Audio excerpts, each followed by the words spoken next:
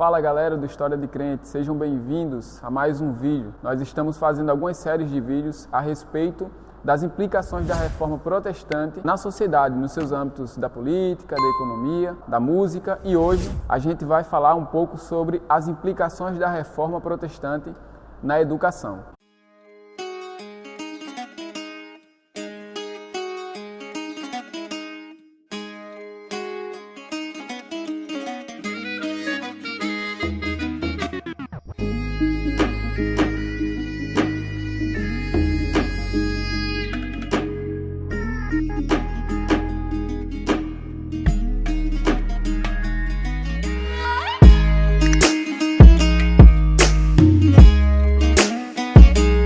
E para isso, eu queria apresentar o nosso convidado de hoje, o professor Jamerson Soares, que também é pastor. Eu conheci Jamerson, eu tinha 15 anos de idade, quando aquele jovem, pequeno rapaz, entrou na minha sala de aula e disse que era o professor novo de História. Pois é, esse aqui foi um dos professores que me incentivaram a fazer o curso de História. E mais tarde, quando eu chego no seminário, quem está lá dando aula de História da Igreja, Jamerson também. E hoje a bola está com ele para falar um pouco sobre as implicações da Reforma Protestante na educação. Rapaz, eu não sou tão velho assim não, viu?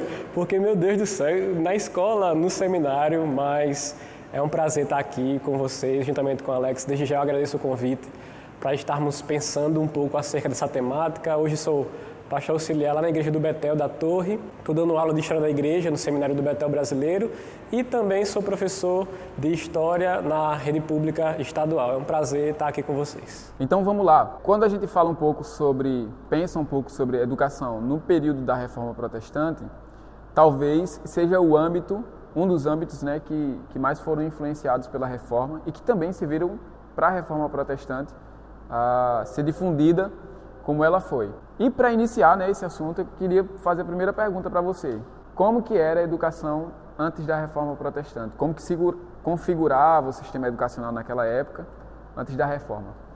Alex, quando a gente pensa na Reforma Protestante e o que culminou com o processo de reforma, é bom a gente nos situarmos o que é que veio antes da Reforma para poder entender o que provocou esse movimento e as consequências que esse movimento trouxe. A gente sabe que, por exemplo, na época da Idade Média, nós tínhamos a Igreja Católica Romana dominando todos os âmbitos da sociedade na Europa Ocidental. Por exemplo, o âmbito cultural, o âmbito social, o âmbito econômico, o âmbito religioso, e no âmbito educacional não era diferente. Mesmo as universidades nascendo no século XII e Idade Média, certo?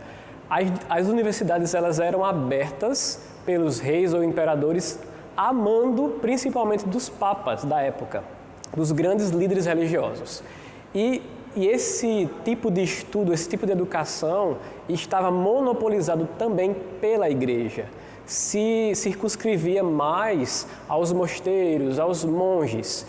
E quem tinha acesso a esse processo educativo somente eram aqueles que eram enviados para estudar nesses mosteiros ou nessas universidades, sendo estes aqueles que iriam ser responsáveis mais à frente por perpetuar o statu quo da época, não é? A noção de que o conhecimento serve para fazer com que a igreja continue dominando, aqueles que têm mais poder e autoridade continuem dominando, ou seja, o povão, os leigos, os mais simples, eles não participavam desse processo de educação. Então, em todo o período medieval, nós temos uma presença maçante, constante da Igreja Católica também dominando essa área educacional, essa área intelectual. E isso quer dizer, consequentemente, que os mais simples não tinha acesso aos livros, aos documentos, enfim, a esse processo educacional que hoje em dia nós temos esse livre acesso, mas nessa época, antes da Reforma, não existia. A sociedade era estática, né? Ela não... Sim. Quem nasceu pobre vai morrer pobre, quem já nasce rico permanece na família rica e vai dominar mais à frente, e no processo educativo era da mesma forma, da mesma maneira. Se eu tinha o privilégio de nascer numa família abastada, então eu já ia me encaminhar para a vida pública, seja no âmbito da universidade, seja no âmbito do mosteiro, para servir a igreja ou para ser um nobre. Na época não havia essa noção de crescimento social na época da Idade Média. Com base nessa resposta, a gente vai perceber que isso afetava na igreja, especificamente, quando as pessoas que poderiam ter acesso às escrituras não tinham, tendo em vista que a realidade dessa época era como você falou, né? Uma sociedade que não sabia ler, que não tinha acesso à leitura. E daí aquilo que você falou a respeito da dominação ficava muito mais fácil acontecer, porque você começava a dominar um povo, não pelo que eles sabiam, mas pelas imagens, pelo seu discurso, pela sua narrativa. E tendo em vista que aquelas pessoas não tinham a capacidade de recorrer ao que de fato era verdade, as escrituras, eles eram facilmente manipulados. Pois bem, alguns homens começam a perceber essa situação um pouco desconfortante e começam a elaborar, já desde o século XIV, já começam a elaborar alguns questionamentos a respeito contra a Igreja Católica, relacionados à educação também, né? Tem muito mais outras coisas, mas especificamente a educação. Daí entra o período da Reforma Protestante e alguns homens que você vai falar, começaram a tomar a frente desses questionamentos e resolveram investir maciçamente na educação. É exatamente onde acontece a Reforma Protestante. Aí eu queria que você me respondesse o seguinte: como que a educação foi um instrumento, uma arma na mão dos reformadores nesse aspecto da Reforma Protestante? Como é que se caracterizou a educação naquele processo lá, no olho do furacão? Ótimo. Dentro desse olho do furacão, a gente tem que lembrar que nesse período, 1300, 1400, 1500, nós estamos passando por um processo de renascença na Europa, onde o humanismo ele começa a prevalecer e há nos intelectuais da época aquele desejo, aquela insaciabilidade de voltar aos clássicos, de voltar aos princípios da Grécia, da Roma Antiga, ao vernáculo, às línguas vernáculas, não é? E o que acontece? Esses homens, como por exemplo Erasmo de Roterdã, um humanista da época, eles irão influenciar muito a intelectualidade do período, fazendo com que as pessoas elas passem a não mais somente olhar para cima, mas também agora os homens eles vão passar a olhar para baixo, para as coisas desta vida, colocando essa noção de conhecimento, racionalidade, busca pela verdade em primeiro lugar. Dito isso, quando as coisas desta vida começam a ser buscadas, o que é que vai acontecer? Os homens eles vão passar a estar agora no centro de todas as coisas. Vai haver nesse período do Renascimento a ideia, a noção do antropocentrismo vindo à tona, em contrapartida ao teocentrismo que acontecia muito na Idade Média. E agora, como esse homem deve ser visto, estudado, sentido, assistido, ele e a natureza na qual ele está presente, vai ser necessário educar esse homem. Vai ser necessário fazer com que esse homem pense, dialogue, questione, debata, indague acerca daquilo que está à sua volta. E então, esse processo do humanismo, do renascimento, termina também auxiliando para o processo de reforma, para o movimento de reforma, porque o movimento de reforma, partindo do princípio do sacerdócio universal dos crentes, onde todos agora, não é redescoberto isso na realidade, onde todos têm livre acesso a Deus e podem fazer um livre exame das Escrituras Sagradas, agora as pessoas elas precisam ter a liberdade de consultar o texto sagrado e não precisam mais ou não necessitam mais dessa intermediação através de pessoas, não é? Agora eu posso ir até Deus por meio de Jesus Cristo. A ideia do solos Christus foi resgatado, mas também a ideia do sola Escritura, somente as Escrituras. Para que eu possa ler as Escrituras, eu preciso estudar. Eu preciso conhecer o texto. Eu preciso ser educado. Antes era impossível isso, porque os leigos, o populacho, não tinha acesso às escrituras sagradas. Somente o clero, somente os da igreja. Mas agora os reformadores, nesse turbilhão, nesse processo em que a educação ela vai ser constantemente enfatizada, porque o homem ele precisa, através da educação, ser iluminado para compreender as coisas do mundo, o que é que os reformadores não vão fazer? Partir da ideia de que as pessoas, sejam elas homens, mulheres, crianças, jovens, velhos, enfim, de todas as classes sociais, sejam educadas para que leiam a Bíblia, para que compreendam a Bíblia e para que assim possam glorificar a Deus. Quando a gente olha para a pré-reforma, né? No caso do John Wycliffe, por exemplo. John Wycliffe ele começa a colocar diante do clero, diante do Papa, os principais questionamentos contra o papado, contra os gastos, contra a vida que o papado levava naquela época. E uma das coisas que ele faz que ele pensa é acerca do sacerdócio universal do crente. E ele acha importante traduzir a Bíblia, ele pega a Vulgata, né, especificamente, e traduz para o inglês. Só que naquela época não surtiu tanto efeito como surtiria 2 séculos depois, porque o povo ainda era analfabeto, não teve esse movimento de alfabetização da população, e o livro também escrito seria manual para alguém conseguir um livro escrito. E seria muito mais complexo, muito mais caro e não surte tanto efeito quanto surte na Reforma Protestante, né? A Reforma também contou com a invenção da imprensa, né? Essa ideia da profusão da Bíblia, da difusão da Bíblia, na verdade. Pensando nesse pós-reforma, Jamerson, eu queria que você me falasse, a gente se distanciando um pouco do furacão que a gente começou a falar, né? Se distanciando um pouco e observando isso pós-reforma, como que se configurou a educação especificamente cristã depois desse período da Reforma Protestante? Quem foram os principais envolvidos com essa questão educacional? Pronto. Os próprios reformadores eles eram muito ligados à área educacional, até porque eles partiam do princípio que era necessário ensinar as Escrituras. A maioria deles, como defendiam a bandeira só da Escritura e a questão da pregação expositiva, eles partiam do princípio de que a Bíblia toda deveria ser ensinada a todos os homens, não é? Por exemplo, Lutero, ele chegou a escrever um catecismo menor para crianças.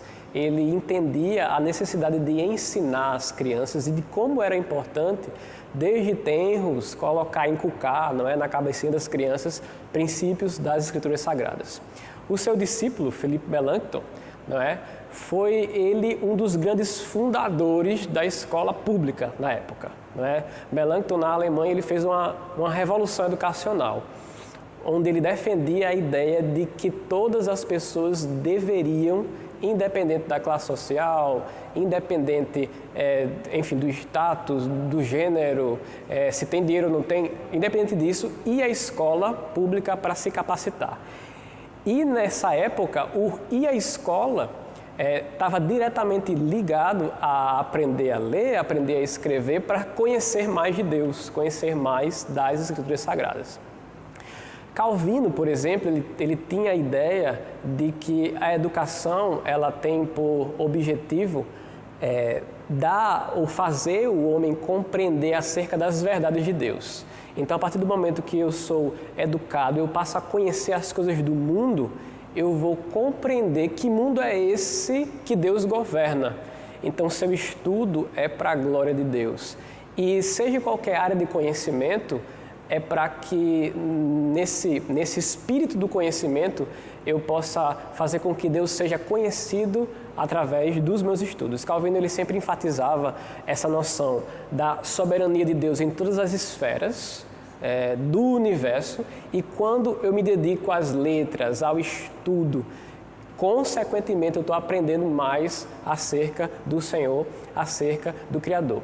Inclusive, foi Calvino quem fundou a Academia de Genebra, não é? Na Suíça.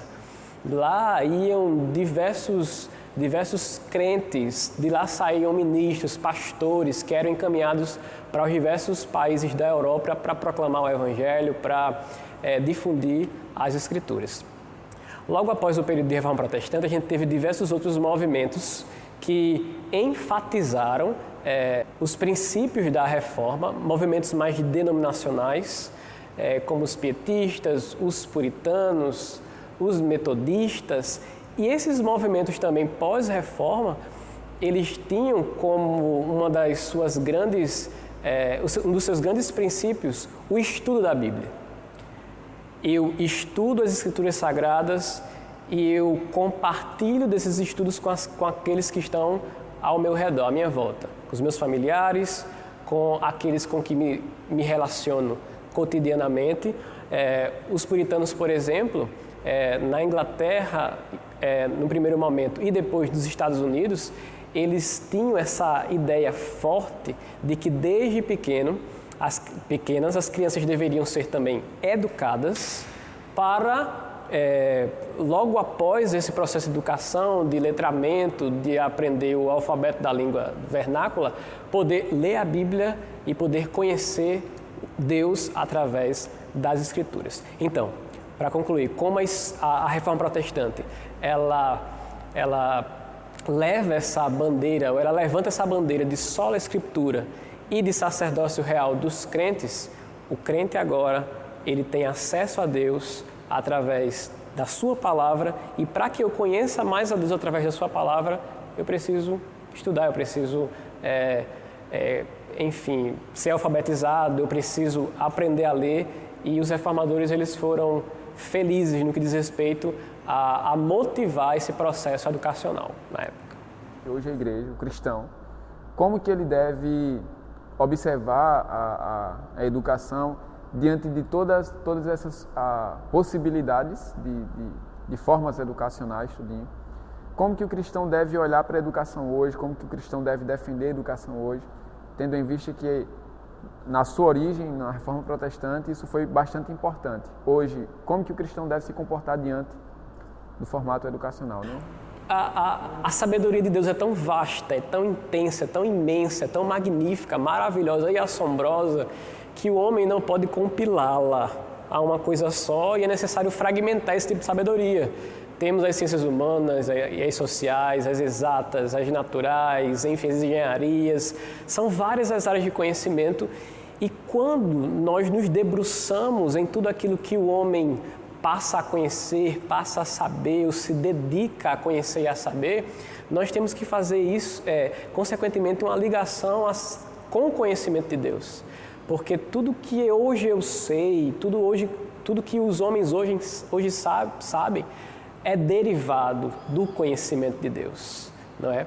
Está aí a revelação geral, onde Deus, através dos seus atributos, ele revela o seu conhecimento aos homens.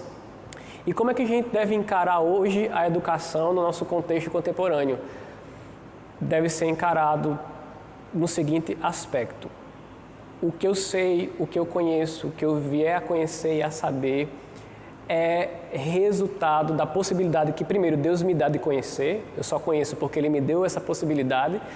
E quanto mais eu conheço, mais eu sei acerca da sua pessoa, das suas obras, da sua providência.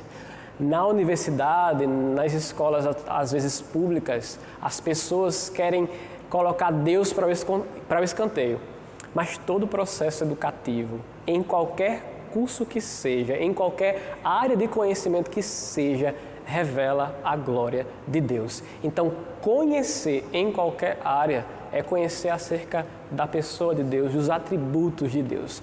Ou seja, os cristãos, eles precisam tomar posse disso e compreender que eu preciso redimir esse tipo de conhecimento, o processo educativo, aquilo que o mundo tomou para si, aquilo que o secularismo tomou para si, nós temos que redimir. Se eu estudo história, é para a glória de Deus, eu percebo o quanto ele agiu na história da humanidade. Se eu estudo a matemática, por exemplo, eu percebo o quanto o universo, a natureza é perfeita, e o Criador, ele estabeleceu normas e regras na natureza que diante delas nós ficamos o quê? Estupefatos, sabe? Fascinados. Ou seja, toda a área de conhecimento é para a glória de Deus. Todo o processo educativo é para a glória de Deus. Nós sabemos que O mundo, os que jazem no maligno, não querem conhecer acerca de Deus, da pessoa de Deus.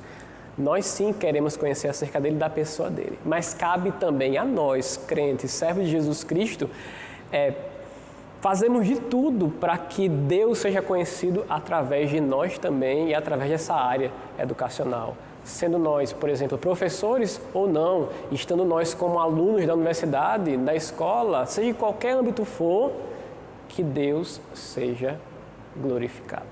Pois bem, a gente conclui aqui esse assunto das implicações da reforma na educação. Vocês perceberam o quanto foi importante a educação para a reforma protestante e vice-versa.